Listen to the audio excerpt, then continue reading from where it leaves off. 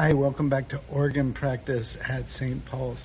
In the past couple of episodes when I've been practicing, I've been talking about the Italian influence on Bach, specifically with Corelli and Vivaldi and composers like that, and how they allowed him to give the music a further sense of a push forward than what it had before.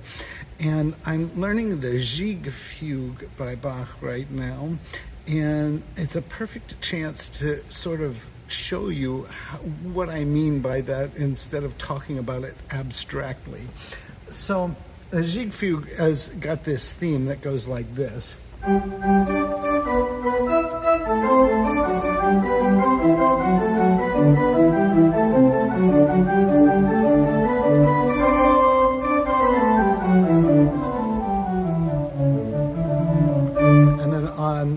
After that. Now, parse this for a second. I've talked before about the idea of a jig. A jig came from Ireland, and it's an Irish dance. It made its way across the continents through France, where it was called a gigue instead of a jig. And so by the time it gets to Germany, they're calling it a gigue. And the German Baroque composers start composing music based on this feel of an Irish jig. Now, one of the things that Germans like to do is whenever they're exploring an idea is to sort of fold it back in on top of itself over and over to explore it. And if you know anything about Bach's life, when he was early on got a position as an organist, he got permission to go to Lübeck and study with a composer organist named Buxtehude. And it's a famous story because he walked like 300 miles to get there, and he had permission to study with him for a month, but he stayed for 4 months instead. And this is a perfect chance to show you the difference between the Italian influence and what Bach would have grown up with around Germany, because Buxtehude also wrote a Gigue Fugue, and Buxtehude's Gigue Fugue sounds like this.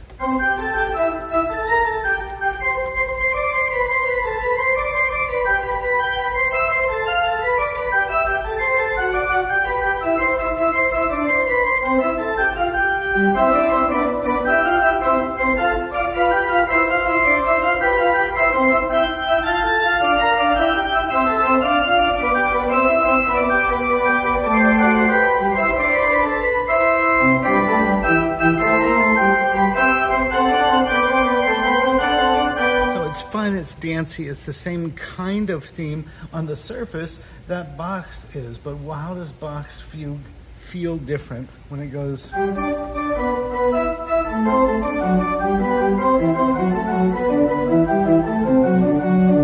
I'm messing it up a little bit there when I'm playing it.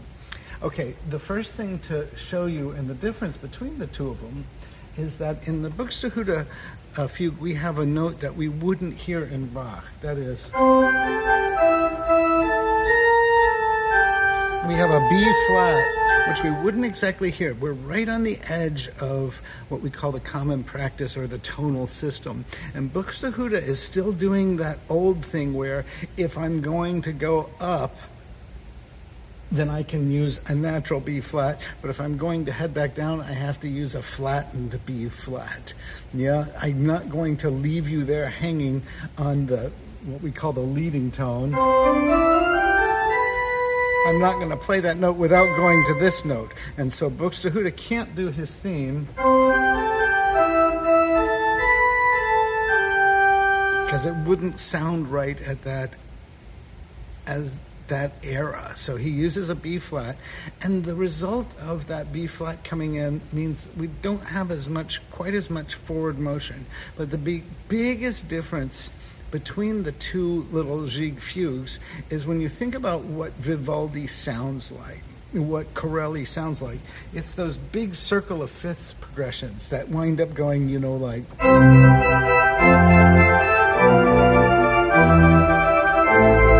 So there is a sense of vertical gravity that is driving the piece forward. Now, it's not that Buxtehude is lacking vertical gravity. He does, but the idea is just starting to develop. So the vertical aspects of the music, that is the chords that result, are more the result of the linear ideas that he has, how he's hooking these lines together, and the results that happen vertically in the chords aren't what is motivating the piece. It's not completely integrated in the way that it is in Bach. And we especially hear that when we get into passage where he's playing chords. So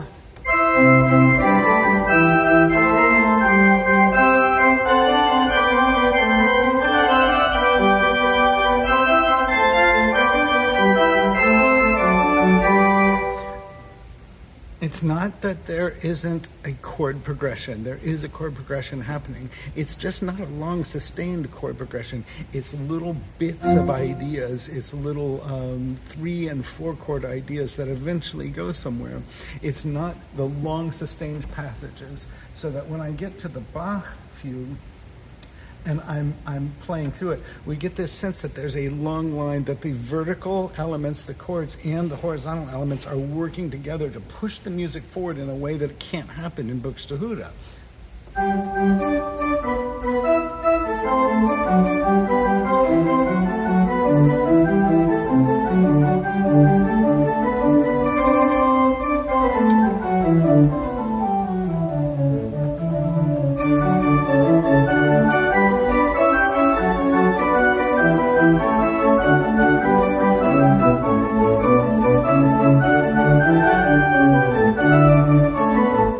Now we get something very different. Listen to this. And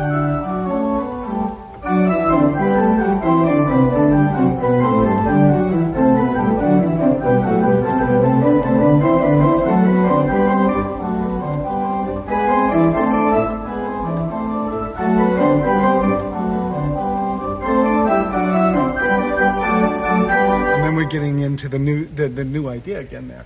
But passages like this, in Bach, what happens is he's taken a little fragment of the theme and he's doing it in sequences. That means at different pitch levels, where the vertical elements, the harmony is what's driving it.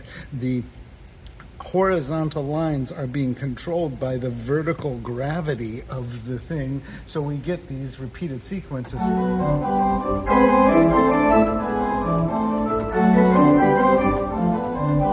The sense that the music is moving towards some place and the vertical elements are more fully integrated with those horizontal elements. Then we get into, after all the themes have been presented, the theme comes in the pedal again, and we get the full-on Bach-Corelli effect with the circle of fifths progressions.